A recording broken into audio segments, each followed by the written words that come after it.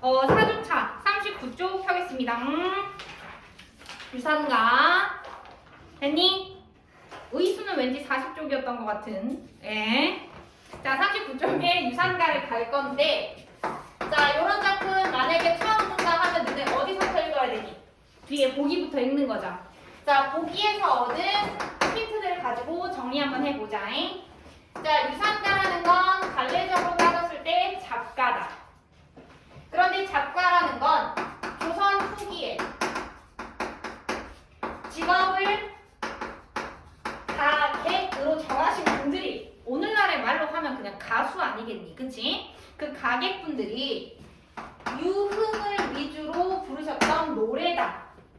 됐습니까? 자, 그런데 요 잡가 같은 경우에는 어느 날 하루아침에 갑자기 새로운 갈래가 생긴 건 아니고, 우리 어르신들 많이 부르셨던 시조라든가 민요라든가 가사라든가 이런 아이 등의 영향을 받아서 만들어지게 되었다. 이랬을 때 유산가를 잘 보시면 형식이 모든 행이 사음으로 끊어 읽히지는 않아. 그런데 많은 부분이 사음으로 끊어 읽히면서 길이 자체가 길어.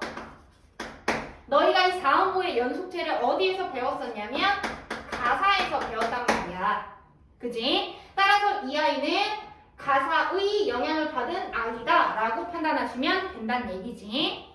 자, 그럼 이렇게 한번 가보자. 가사에서 옛날 어르신들이 많이 불렀던 노래 내용을 한번 생각해 볼 거야.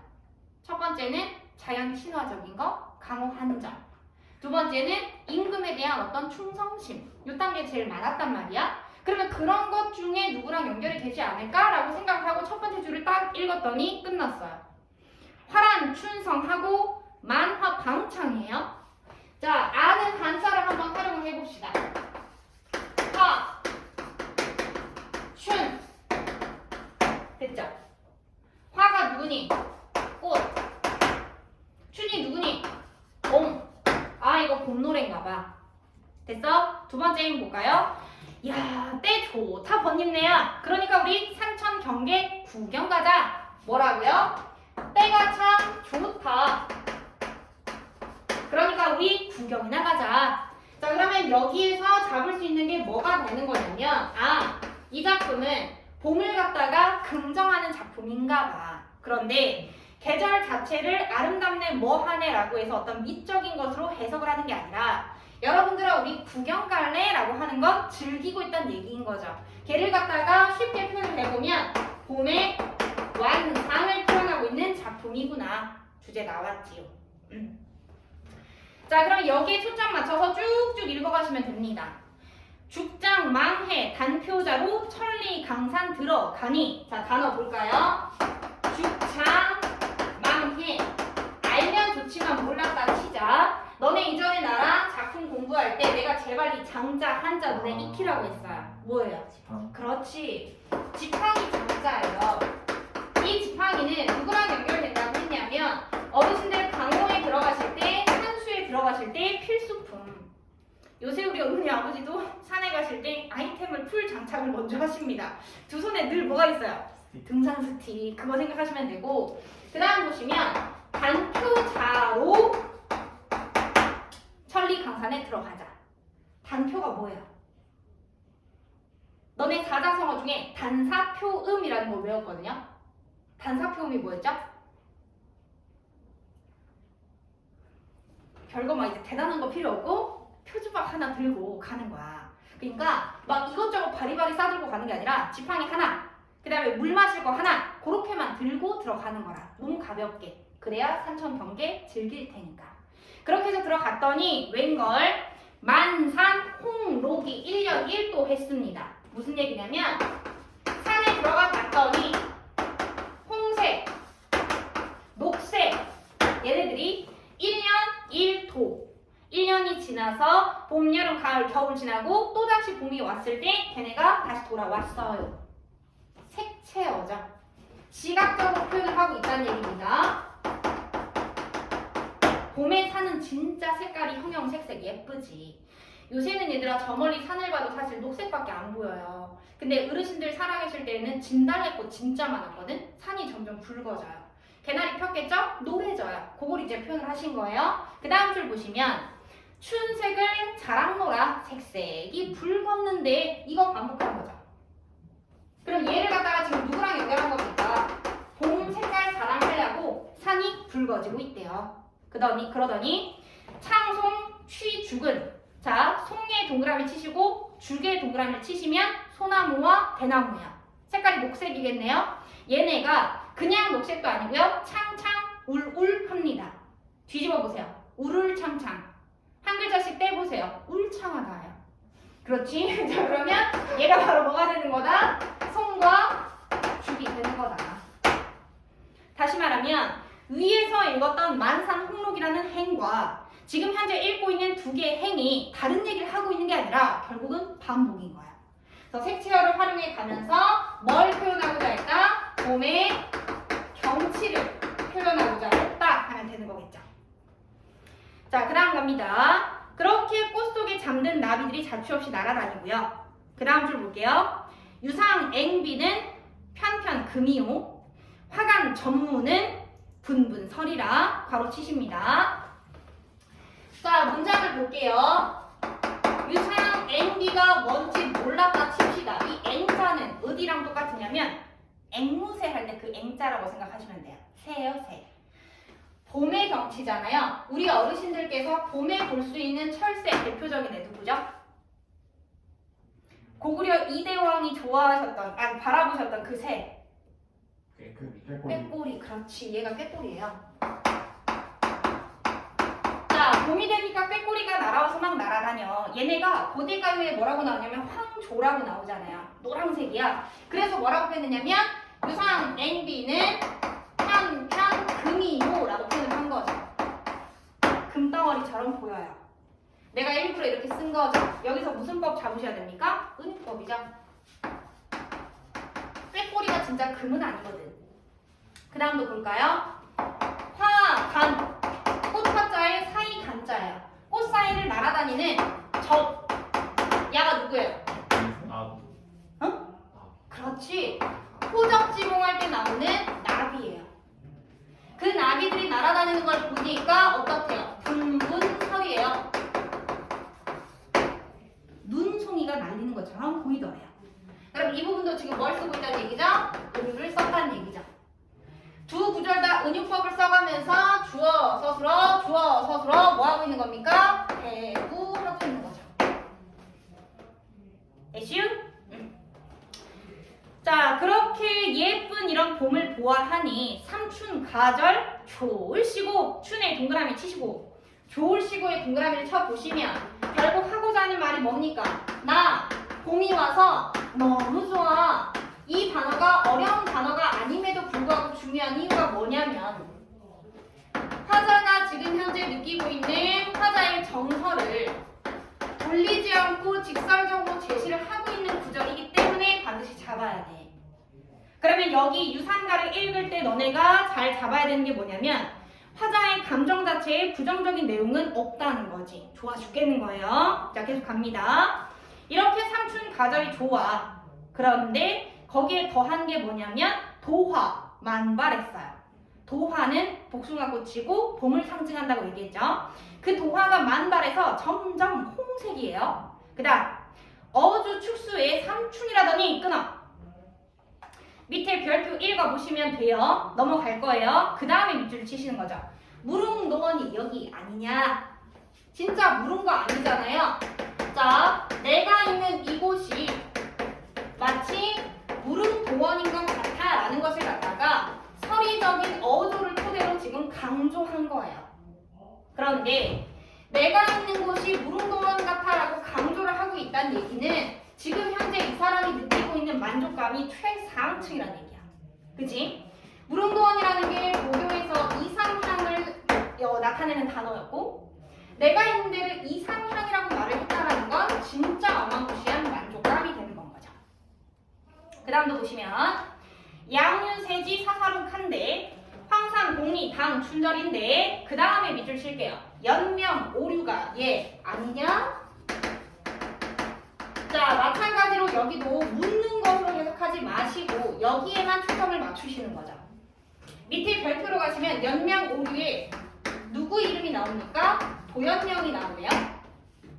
그런데 우리 공부한 대로라면 도연명이라는 사람은 강호에 들어가서 지내셨던 은사 중에 최고봉이죠.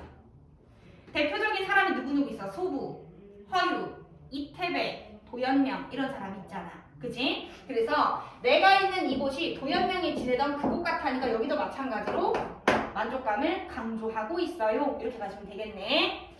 자, 그 다음 갑니다. 제비는 물을 차고, 제비 언제 날아오니?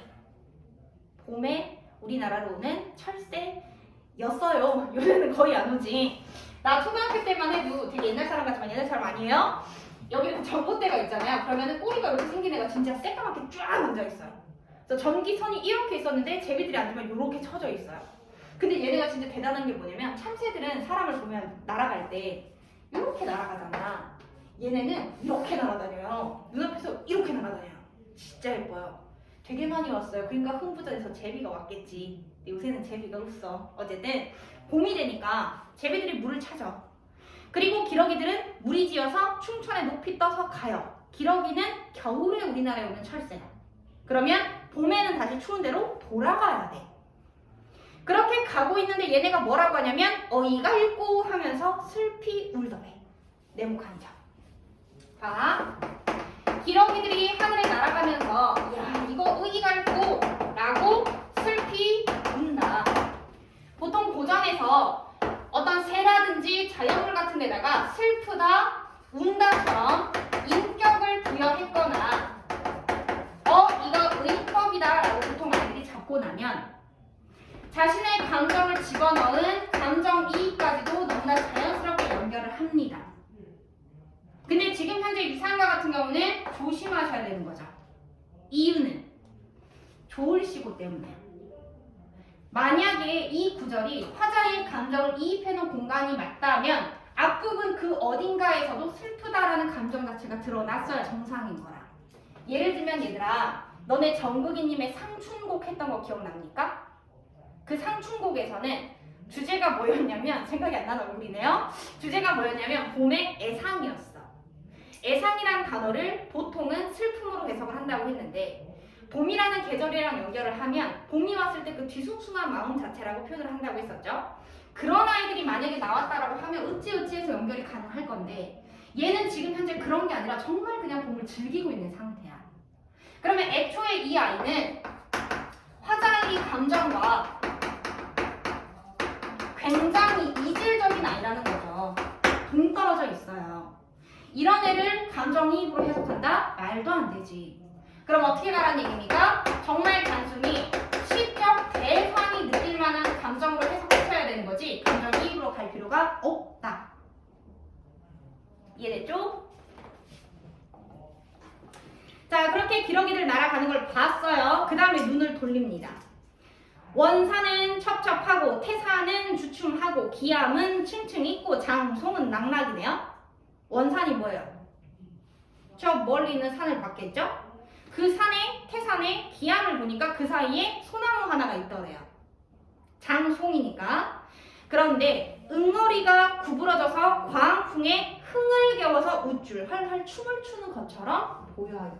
그러면 어떻게 되는 거냐면 내 눈에 지금 누가 보인다? 소나무가 보인다. 그런데 그 소나무가 광풍에 흔들리고 있는데 그 모습이 마치 춤을 추는 것처럼 보이더라.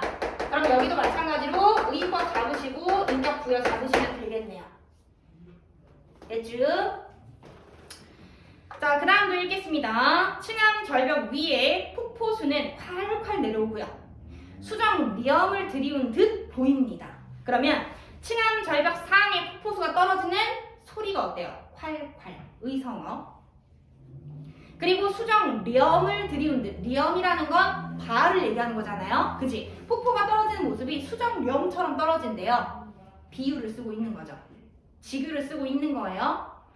이 골짜기 물이 주르륵, 저 골짜기 물은 살살. 계속해서 음성상징어 활용하고 계시는 건데 작품에서 음성상징어를 쓰셨다라고 하면 대다수 효과를 뭐라고 표현하시면 됩니까?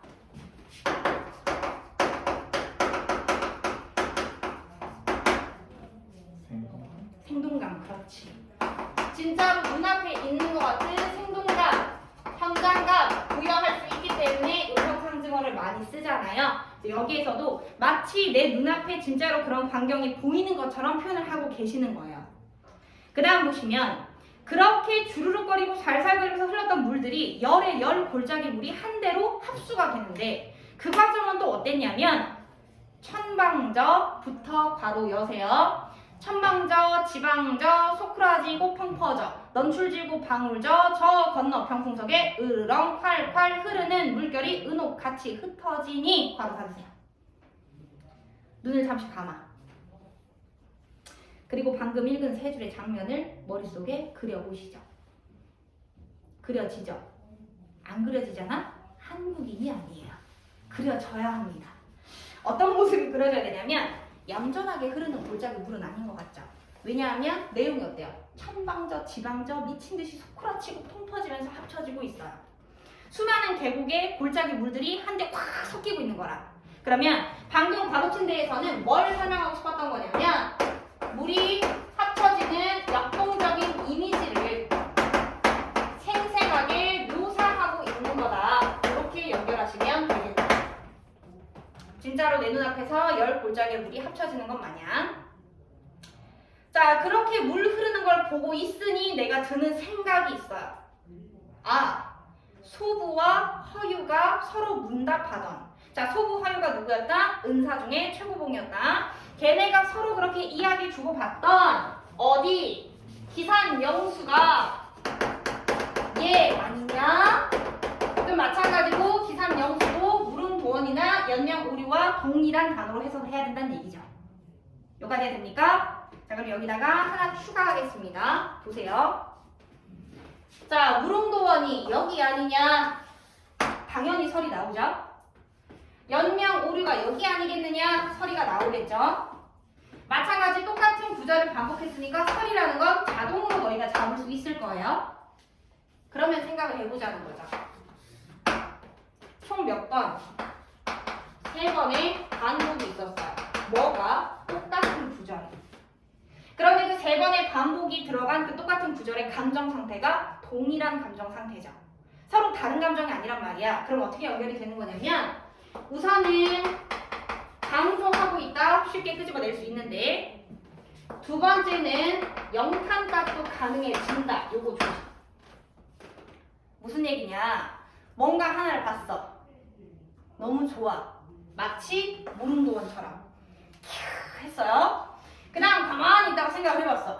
여기가 연명오류 했어요. 그러더니 마지막에 여기가 기산 영수 아니냐 이렇게 되는 거예요. 따라서 여기까지 가는 거죠. 그래서 자기가 있는 이 공간에 대한 경탄을 표현하고 있다. 너네는 산에 올라가서 이런 감정을 느껴본 적 있는가? 없어요? 산을 안 가요? 너희는 첫셈이 분명한 것 같아요. 나는 산에 가는 걸 되게 좋아해. 우리 개님을 데리고 산에 올라가. 그러면은 정상에 올라가잖아요. 진짜 마음이 엄청 뿌듯해. 그냥 좋아요. 나무가 막 나한테 말 거는 것 같고 되게 가짜가짜 진짜요. 그리고 막 바람이 부는데 이상한 새소리가 막 들리잖아요. 그냥 괜히 행복해. 그래서 우리 남편이 맨날 그래. 넌 정말 소박한 사람인 것 같다. 행복이 별 군데 없잖아요. 가서 바람 쐬고 산에 가면 좋아요. 밖에서 살았었나 싶어요. 지금도 잘 살 것 같아요. 어쨌든 이 사람은 감정이 좋아 죽겠다. 그래서 밑에도 또 반복합니다. 주곡 재금 천고절 적다 정조 일년풍 넘어갈게요. 일출 낙조가 내 눈앞에 버려 있습니다. 일출이 뭐예요? 해돋이. 낙조가 뭡니까? 석양이죠. 아침에 해 뜰 때부터 저녁에 해가 질 때까지 봄의 경치 본 거예요. 그러니 이놈의 경계 무궁이 좋으시고 이 동그라미. 자, 그러면 이 작품에는 해도 변화 나온다 안 나온다? 안 나와요. 계속해서 나 지금 봄이 너무나 좋아요 라는 일관된 정서와 일관된 태도를 보여줬을 뿐 그 어디에서도 변화 구절은 없다. 그렇게 되면 아까 얘기했던 것처럼 여기서 말했던 슬피운다라는 건 감정이입으로 볼 건덕지가 아예 이 작품에는 없다. 이렇게 가는 거죠. 자, 이렇게 내용 잡았으니까 뒤에 문제 한번 풀어봅시다. 자, 1번. 윗글에 대한 설명으로 적절하지 않은 걸 찾으라 그랬어요. 1, 2, 3, 4, 5를 보니까 내용적인 면모보다는 어떤 표현적인 면모를 찾기를 원했던 것 같다. 그치? 자, 1번 지규, 2번 색채 대비, 3번 음성 상징어. 쉽게 찾을 수 있는 애들이었으니까 이거 제껴요. 그 다음에 4번 감정이입, 5번 서리적 표현 만족감. 만족감과 연결된 서리적 표현이 3번이나 반복이 됐으니까 5번 쉽게 잡았을 거라. 그럼 이제 4번에서 그럼 이거 감정이입 아닌가 보다. 좋아한다고 했는데 울었으니까 따라서 4번 쉽게 찾으셔야 됩니다. 자, 그 다음에 2번 기억에 대한 설명으로 적절하지 않은 거예요. 기억이 누구였죠? 장소, 소나무. 그러면 3번이 그냥 틀렸죠. 배경 상식 활용해 볼까요? 옛날 어르신들이 소나무를 그렇게 좋아하셨던 이유는 사시사철 발해서 계절이 상관이 없어요.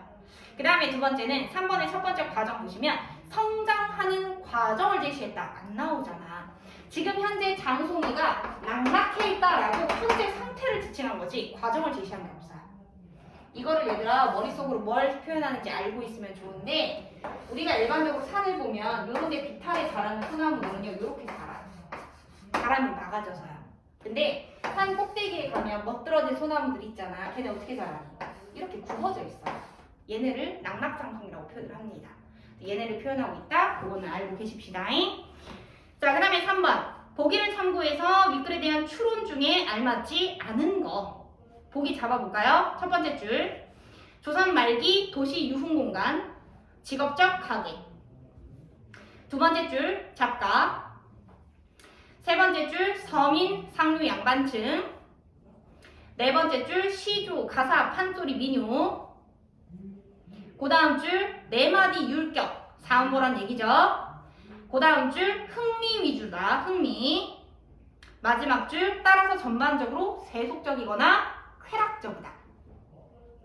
그러면 정답은 너무 쉽게 5번이 나와요. 왜? 문장 자체가 말이 안 되니까. 5번을 보시면 기산 영수가 여기 아니냐는 끊어. 자연에 있어요 라는 의미죠. 그런데 신분이 낮은 직업적 가객들이 도시 유흥 공간에서 머무르는 게 반영됐다. 도시면 세속이란 말이야. 정반대 공간이죠. 따라서 5번은 제끼시면 된다. 당연히 다 맞았겠죠? 네. 혹시라도 하나라도 틀린 사람 손? 없어요. 자, 그 다음 페이지 갑시다.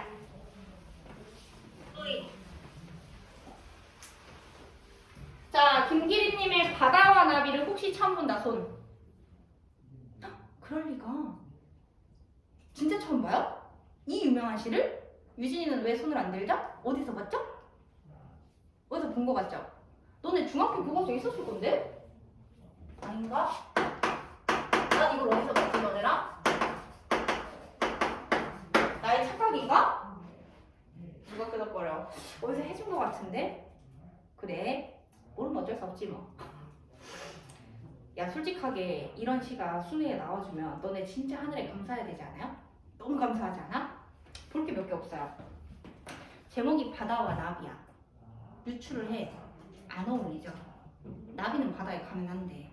그러면 바다는 세모고 나비는 동그라미인가? 예측할 수 있겠네? 그러고 나서 첫 번째 줄을 봤어. 아무도 그에게 수심을 일러준 일이 없어.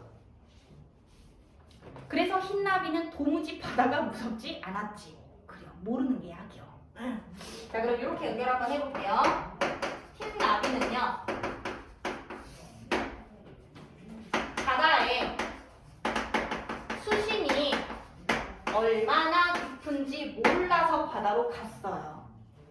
그럼 봐라. 모르기도 몰랐지만 나비가 지금 바다가 무섭지 않아서 거기로 가본 거예요. 그래서 이 구절을 어떻게도 해석을 하냐면 나비의 동명이라고 해석을 하기도 합니다. 가보고 싶었어요. 그래서 이연 가봤어요. 그랬는데 뭐라고 표현이 되어 있냐면 색깔을 보니까 청무가 같았어요. 색은 똑같아요. 그런데 어때요? 의미는 전혀 다르죠. 나비에게 청무같은 긍정의 공간인 거라. 근데 바다는 그게 아니란 얘기지. 그래서 어린 날개가 그럼 이 어린 날개는 누굴 거예요? 흰 나비 거겠죠? 너무 물에 절어서 마치 공주처럼 연약하게 돌아왔어요. 자, 이 부분을 어떻게 표현하시냐면 아무것도 몰랐던 아이가 바다로 한번 가봤네. 물론 이 아이가 지금 긍정으로 끝난 건 아니지만 어쨌든 뭔가를 해본 거라. 맞죠?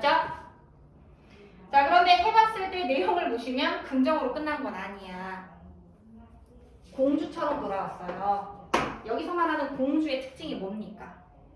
예뻐는 빼시고. 잠자는 숲속의 미녀가 어떻게 해서 깨어납니까? 왕자 덕분에. 신데렐라가 어떻게 해서 잘 살죠? 왕자 덕분에. 또 누가 있냐? 백설공주가 독을 먹었는데 왜 살아났죠? 왕자 덕분에. 얘는 하는 게 없어요. 화가 나지만 연약한 존재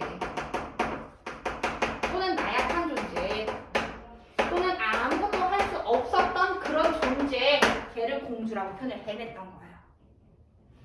그렇게 청무받친 줄 알고 내려갔던 이 아이는요, 결국 3년. 이상하다. 3월달인데 왜 꽃이 피지 않았지?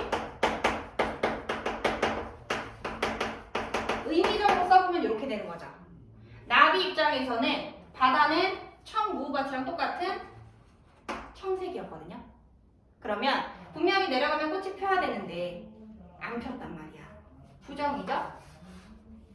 부정의 상태인 바다 이렇게 되겠죠? 그래서 그 바다에 가봤더니 얘가 느낀 감정 상태가 뭐예요? 어머 서글퍼. 나왔죠? 그래서 서글픈 나비를 잘 보시면 뭐라고 표현이 되어 있느냐? 나비 허리에 새파란 토생다리. 자, 여기만 보시면 새파란이라는 색깔 자체가 긍정이다, 부정이다. 잘 생각해봐. 파래, 예뻐. 시퍼래, 예쁜 느낌은 아니죠. 새파래, 너무 파란 거예요. 뒤에 보실까요? 그 새파란 토생다리 시려요. 긍정이야, 부정이야? 부정이잖아요. 이렇게 가는 거죠. 지금 현재 부정적인 상황을 시각적으로다가 촉각적으로다가 나비랑 연결지어서 설명을 한 건 거라. 어쨌든 이 아이는 서글픈 자체로 끝났어요. 시린 자체로 끝났지요. 따라서 마지막 3년에서는 결국 이 아이는 아무것도 해보지 못하고 좌절한 채로 끝났네. 이렇게 작품 잡으시면 끝나지요. 물론 색채 대비는 덤이고 잡을 수 있겠죠? 자, 그 다음에 나 김광규의 안개의 나라. 진짜 이런 식만 나와도 너무 좋을 것 같다라는 한 치 앞도 안 보이는 안개 속을 걸어봤다. 손 들어봐요. 언제?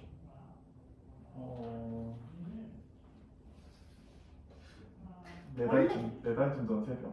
네, 비슷해요. 여기 진짜 심하게 안개 꼈을 때 있었던데 기억나?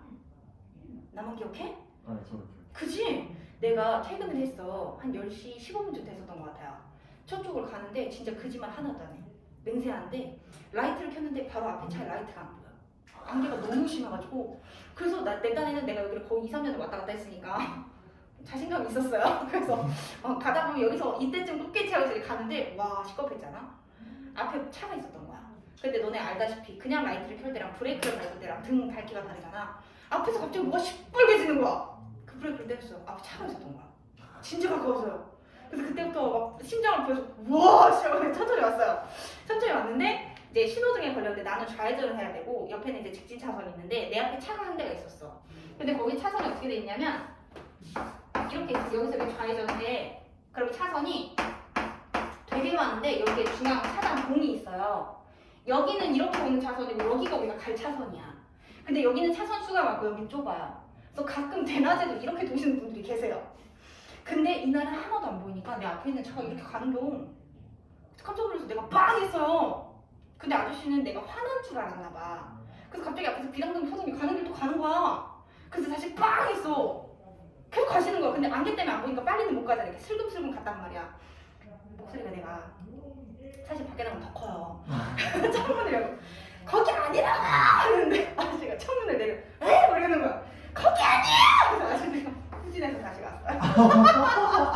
근데 이때 느꼈더니 와 안개가 진짜 위험하구나. 근데 내 세상 느껴. 나 목소리 진짜 큰가 봐. 그러니까 명확히 안 들리는데 뭐라고 하는지 들린 거죠. 남편한테 얘기해줬더니 오지랖 막 이러는 거야. 근데 내 돈 안 되잖아. 큰일 난단 말이야. 역주행이란 말이야. 그래서 나는 이걸 읽으면서 생각했어. 그래, 안개의 나라. 그럴만하다. 1970년대 작품이라고 뒤에 나와 있었죠. 한치 앞이 안 보이는 거라. 부정적인 상황이죠. 자, 가볼까요? 자, 언제나 안개가 짙은 앞이 안 보여요. 당연히 부정. 그런 안개의 나라에는 아무 일도 일어나지 않는다. 자, 아무 일도 일어나지 않는다. 부정이죠. 그 다음 볼까요? 어떤 일이 만약에 일어나도 안개 때문에 아무것도 보이지 않는다. 부정이죠. 따라서 그 다음 안개 속에 사노라면 안개에 익숙해져서 아무것도 보려고 하지 않는다. 부정문이죠. 뭐 하겠다는 얘기입니까? 부정문을 반복하고 있잖아요. 굳이 부정적 현실을 강조하려고요. 그런데 마지막 세 번째 부정문이 조금 걸리네요. 그렇게 사람들은 안개 속에 살다 보면 결국은 안개에 익숙해져요. 이거를 70년대로 끌고 가보자고요. 뭐 했다는 얘기입니까? 이제 슬슬 현실에 적응하기 시작해서 적응하다 못해. 이제 그걸 따르기 시작하는 거야. 그래, 원래 안 보이는 거지. 왜 안 보이지?가 아니라 원래 그런 거지. 그렇게 수능을 하다 보면 그 밑에 줄. 아무것도 보려고 하지 않게 사람들이 변하기 때문에 안개의 나라에서는 그러므로 보려고 하지 말고 들어야 돼. 별표죠.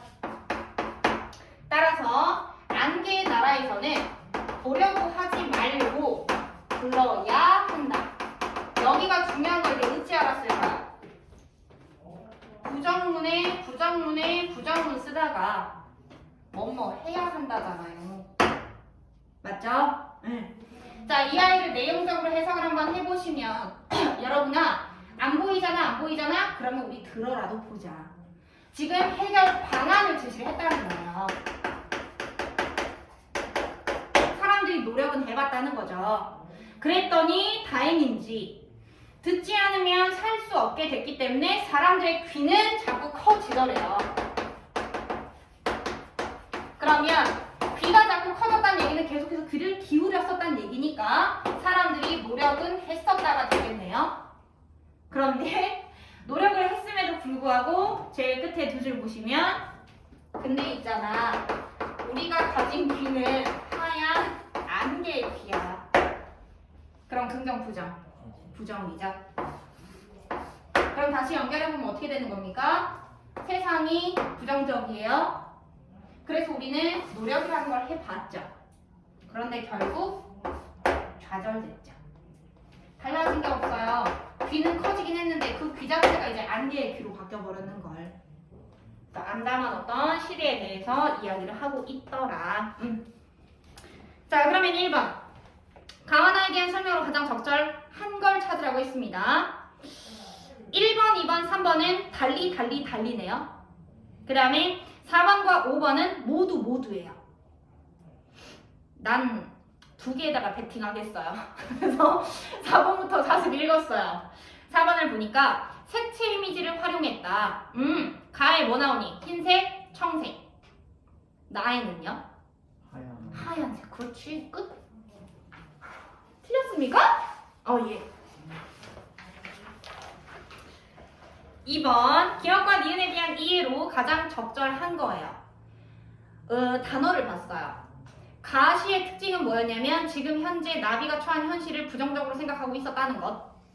나시의 특징도 뭐였냐면 지금 현재 현실을 안개가 짙은 것처럼 부정적으로 인식했다라는 것.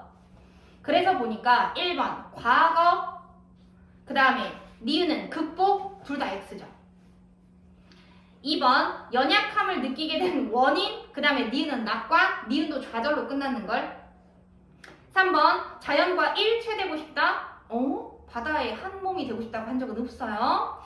4번 삶에 대한 생각이 전환됐다. 전환을 X 치세요. 만약에 전환됐다라고 표현을 할 거면 얘들아 긍정이었다가 부정이 되거나 부정이었다가 긍정이 돼야 되는데 얘는 부정에서 부정으로 갔단 말이야. 전환이 안 된다는 얘기죠. 그럼 답은 5번이네요. 현실을 모른 채 누구랑 연결돼요? 수심을 일러준 적이 없었음. 그 다음에 현실을 알아서 그래서 뭐 하자고 했죠? 들어야 한다라고 얘기했죠. 그래서 대응 방안에 대해서 두 개를 나열했다. 자, 그 다음에 3번 문제. 보기를 참고해서 읽으래요. 정답은 5번이잖아요. 이유가 뭡니까? 보기에 맨 마지막 줄을 보겠습니다. 부조리한 현실을 이겨내기 위한 사람들의 노력을 촉구했어요. 그러면 노력이 필요하다는 얘기죠? 여전히. 그런데 5번의 두 번째 줄 볼까요? 부조리한 현실을 이겨냈다라고 지금 5번은 해석했어요. 만약에 이겨냈다라고 해석이 가능하다 치자면 보기 마지막 줄에서 여전히 노력을 촉구했어요 라는 말은 안 했을 거라. 그 다음에 두 번째, 내용적으로 들어가 보시면 사람들의 귀가 커진 건 긍정인가 싶었어요. 그런데 제일 마지막에 여전히 하얀 안개의 귀를 가져버렸어요 라고 얘기했죠. 따라서 여전히 부정은 지속되고 있다. 그러면 극복으로 해석을 할 수가 없다. 됐니? 응. 다 맞은다? 굿. 자, 그 다음에 허주님의 잔든 갑시다. 내가 이걸 집에서 풀고 있었어요. 우리 남편이가 이렇게 제목을 봤어요. 예상이 가죠? 허준? 허준 알죠? 명의 허준. 아는 분이 그분이 있었던 거죠. 나 이 사람 안다고. 오, 여보 대단하다. 조선시대 소설이야? 아니 현대소설이야. 그렇게 오래 살았어? 우리 남편을 욕하는 게 아니라 대다수 그러지 않을까요? 허준이 워낙 우리 시대 때는 드라마가 너무 유명해가지고 어느 누가 봐도 허준 하면 그분이에요. 침. 난 이 내용을 읽으면서 굉장히 많은 생각이 들었어요. 옛날에 대학 다닐 때도 이 소설을 읽고 나서 좀 마음이 안 좋았거든요. 나는 사실 아직도 도가니라는 영화를 안 봤어요. 도가니 책을 읽다가 중간에 그만뒀었어요. 난 좀 그런 것 같아. 감정이 좀 심하게 입이 돼. 그래서 막 그런 내용을 읽으면 내 마음이 안 좋아. 방송반 체크 잘해? 꺼졌어요? 안 보였어요? 끌 거예요 방금? 왜 꺼? 아, 딴 얘기하니까 잠시 잠깐 할 거예요. 그랬는데 마음이 안 좋아. 그래서 그런 걸 잘 못 읽어. 근데 얘도 좀 생각이 많아졌어요. 사람의 삶에 사실 옳은 건 없잖아. 그냥 서로 다르게 사는 거라. 근데 그렇게 살아야 된다는 걸 머리로는 알면서도 나도 모르게 아 이게 맞는 거야 라고 생각하는 경우가 분명히 생기거든. 이런 상황에 내가 놓였으면 나는 어떻게 했었을까를 생각을 했더니 답이 안 내려지더라고요.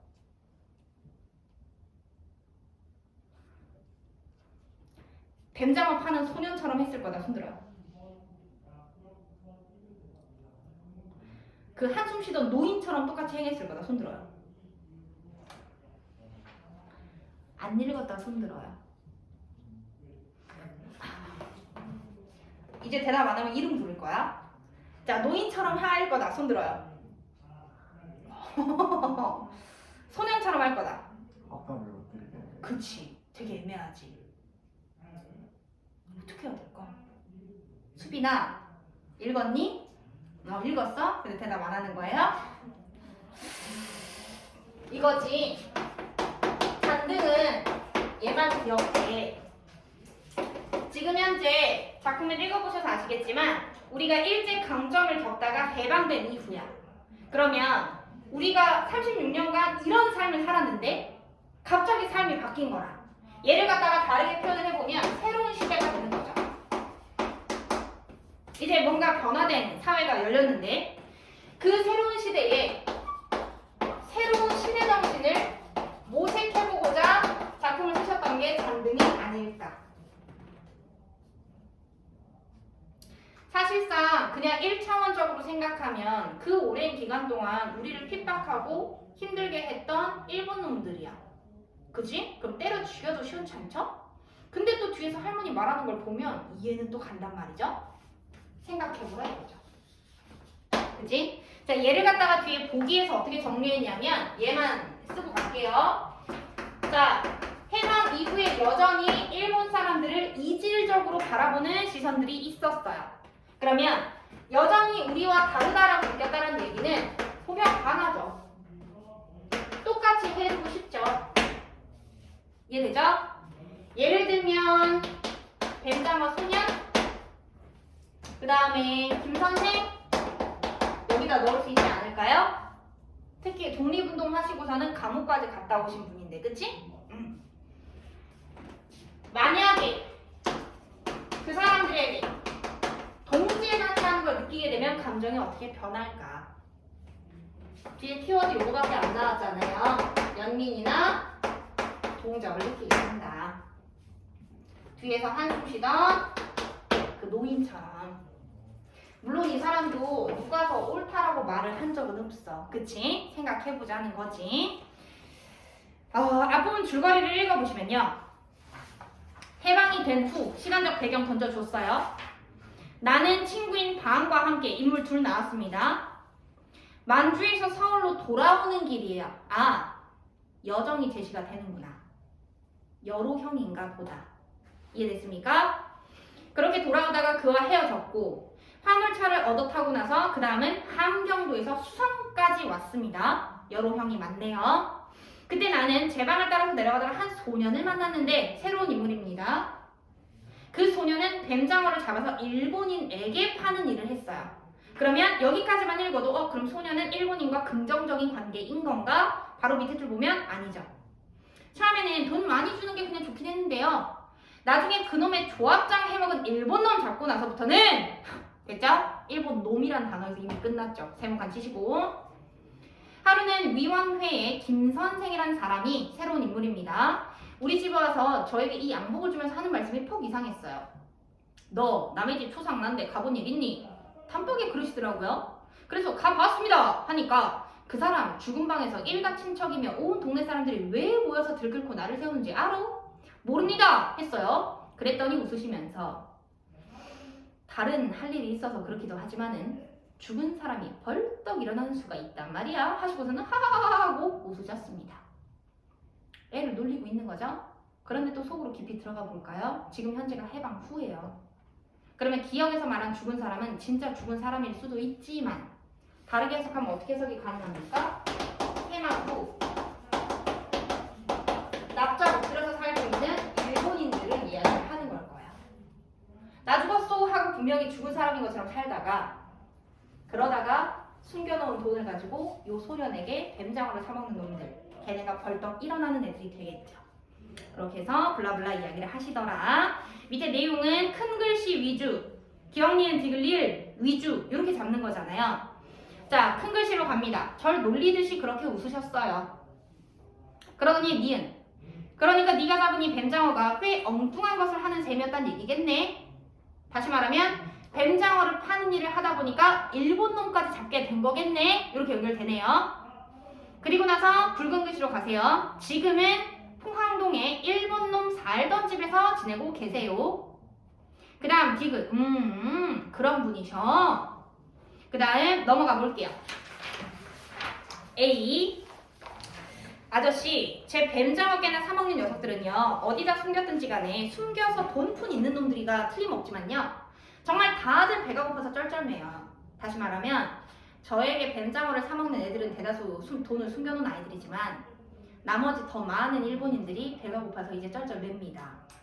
다들 얼굴이 허옇고 가죽이 축 늘어지고 다리가 부들부들 떨리는 걸 가지고 밤낮을 모르고 망깨를 비라리 하러 촌으로 내려옵니다. 배추 꼬랑이를 먹는다, 고추잎을 딴다, 수박 껍데기를 핥는다. 가난 그 자체를 지금 외향적으로 보여주고 있는 거죠. 그래 보다가 정 할 수가 없으면 고무산이나 아오지로 갔대요. 아오지 탄광 들어본 적 있어요? 북한에 있는 노동을 하는 곳입니다. 누가 보내지 않아도 자청해서 갔대요. 우리 여기는 쌀이 없는 데인데 일본 것들이란 거지만 산에 없앤 것들만 있는 데다가 다시 말하면 여기에 남아있는 일본 애들 중에 남자는 거의 없어요. 거기다가 애새끼들만 오글오글 하는 걸 데리고 가기는 어딜 가면 대체 뭘 하겠습니까? 그래서 일본인들의 어려운 어떤 지금 현실에 대해서 표현을 해놓은 거죠. 그 다음에 중력 뒤 굵은 글씨 벌겨놓고 보니 매 갈 데가 어딥니까? 매를 못 때리겠더랍니다. 그러더니 B. 참으로 그 일본 여자는요, 업고 달고 또 하나는 손에 잡고 아마 아우지 가기를 기다리는 차에서 기어 내려온 듯 폼 가까운 행상로 위에 우두커니 서 있더라고요. 허옇게 퉁퉁 부어오른 나체, 기름때에 점 걸레 같은 헝겊 조각으로 머리를 질끈 동였고 업고 달리고 잡힌 채 길 밭추에 서 있더라고요. 가난한 여인을 표현을 하고 있었던 거죠. 자, 그러면 1번. 윗글을 통해서 알 수 있는 내용으로 적절하지 않은 겁니다. 5번이 답이겠네요. 내용 1치 문제인데 김 선생은 지금 현재는 포항에 살고 있고 감옥에 가기 전에 우리 소년네 동네에 살고 있었다고 얘기했습니다. 2번의 정답은 3번인데 이 문제는 절대 틀리면 안 돼. 디귿의 앞에 질문 자체가 뭐였어요? 그 사람은 어떤 분이니? 이런 사람이에요. 그렇구나. 그럼 여전히 김 선생에 대한 이야기인 거지 김 선생 어머니는 상관이 없습니다. 3번에 2번 이 문제는 절대 틀리시면 안 되고 외양묘사. 그 다음 4번 적절하지 않은 거고. 예 5번이 답이네요. 자 볼게요. 1번 김 선생님이 하하하 하고 자꾸 웃는 이유는 얘들아 본문에 바로 밑에 있었던 굵은 글씨랑 연결이 돼요. 날 놀리듯이 웃었다고 했어요. 다시 말하면 일본인들에 대한 희열 때문에 웃은 게 아니라 소년 놀리면서 웃는 구절이란 말이죠. 그럼 1번 제끼시고 2번 따라서 여전히 날 놀리듯이 라는 말 속에는 일본인에 대한 조롱이 아니라 소년과 김 선생 사이의 이야기를 말하는 거예요. 3번 김 선생은 일본인들에게 동질감을 느꼈다. 반대인 거죠. 이질감을 느끼고 있다. 4번 노인은 왜 갈 데가 어딥니까? 그럼 매를 못 때린다는 얘기니까 분노보다는 5번처럼 연민으로 해석하시는 게 맞겠죠. 따라서 정답은 5번 이렇게 하시는 거예요. 자, 책 덮으시고 네? 덮으세요. 3월 모의고사예요. 기억이 나시면 그대로 정답 체킹하시되 근거를 본문 안에서 찾아서 표현을 하시는데 5분 드릴 거예요. 6문제거든요. 시작! 3월이요? 네, 이번 3월 모고. 네? 네? 이거 풀었었어요? 네. 제가 이런 걸 네. 풀었구나. 무섭게 왜 그래? 정신줄을 놓은 것이야?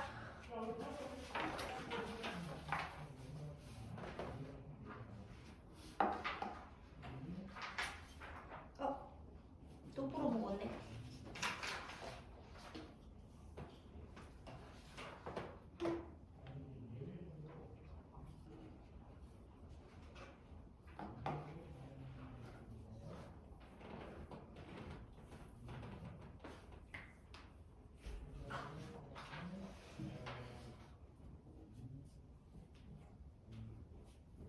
여기서 자니? 아니요.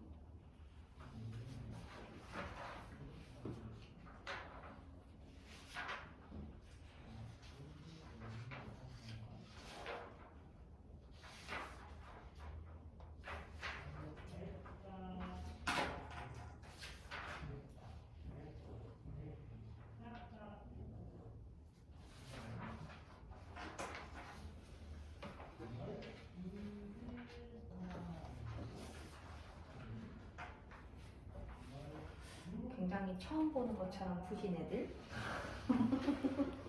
쓰자마자 까먹었어요. 어허.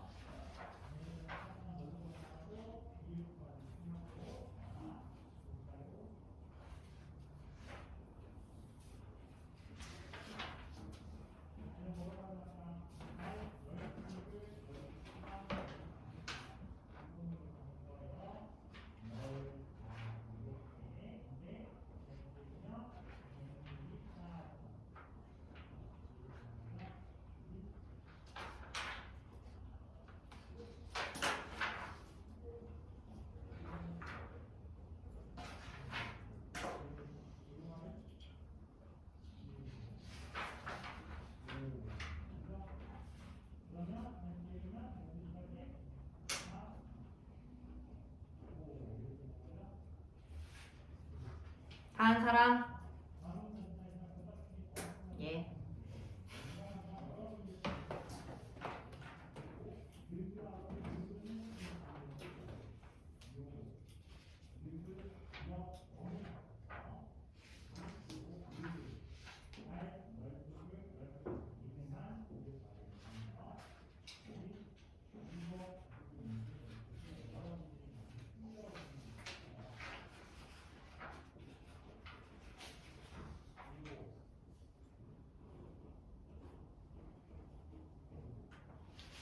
그만 모입시다. 아, 네. 네? 하나만 나오다고요? 아니요. 2개 나갔어. 하나 남았어. 좀 더 기다릴까요? 아, 괜찮습니다. 말을 해. 목소리만 들려. 어차피 너네 얼굴은 몰라. 시간 더 필요하다 손. 아, 풀기가 싫구나.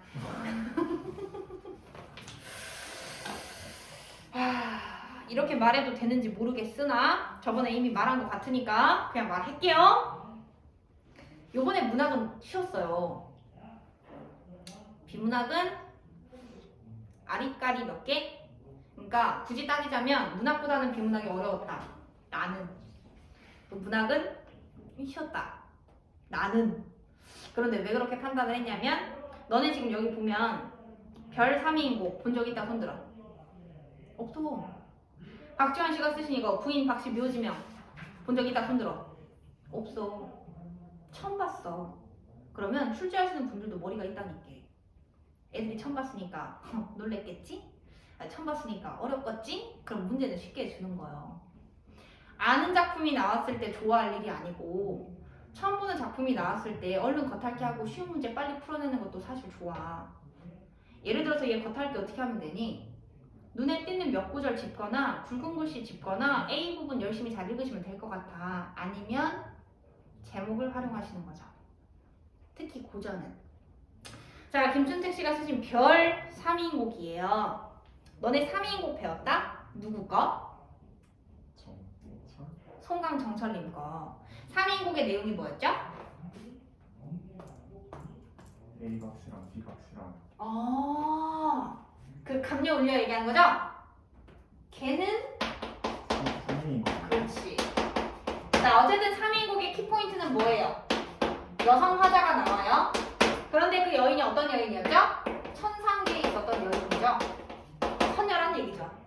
그런데 얘가 여기에서 옥황상제 모시다가 하계로 떨어져 내려와서 야, 님 보고 싶어요.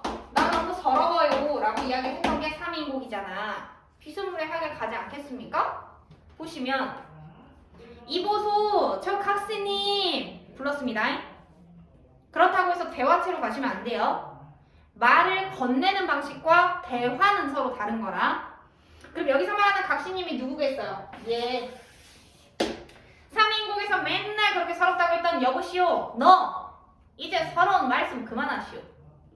말씀 들어하니 서러운 줄 다 모르겠소. 대단한데? 인연인들 한 가지며 이별인들 같을 쏜가. 안 같단 얘기죠. 광안전 백옥경에서 님을 모셔서 즐겨봤다며.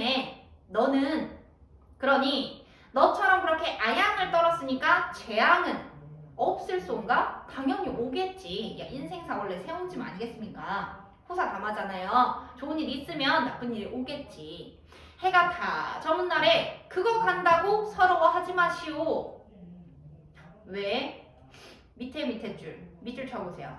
광안전이 어디야? 대곡경? 내가 알든가? 나는 뭐 해본 사람이죠? 거기도 가본 적도 없는 사람이에요.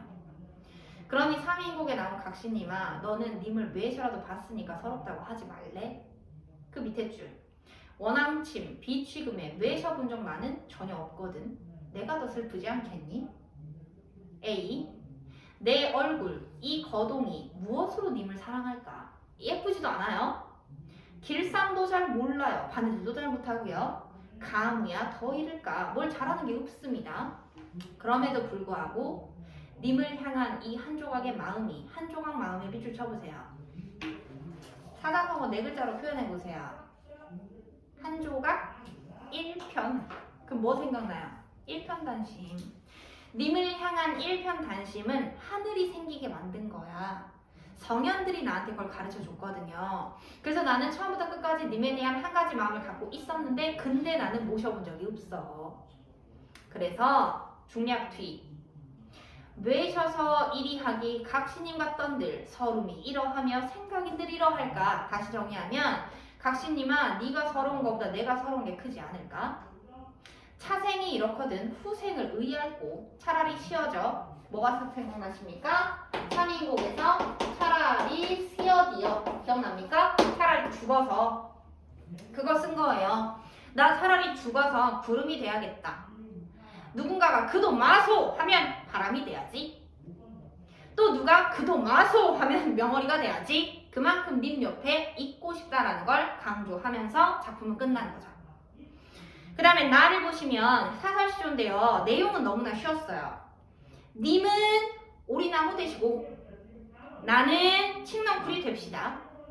그 나무에 그 치기, 납, 거미, 나비, 감든 이리로 츤츤 저리로 츤츤 외호, 불러, 올히, 감아, 끊어 꽁꽁 얽혀서 마지막 종장 동섭달에 바람비, 눈설이 아무리 맞은들 떨어질 줄 이시랴 떨어지기 싫단 얘기겠죠.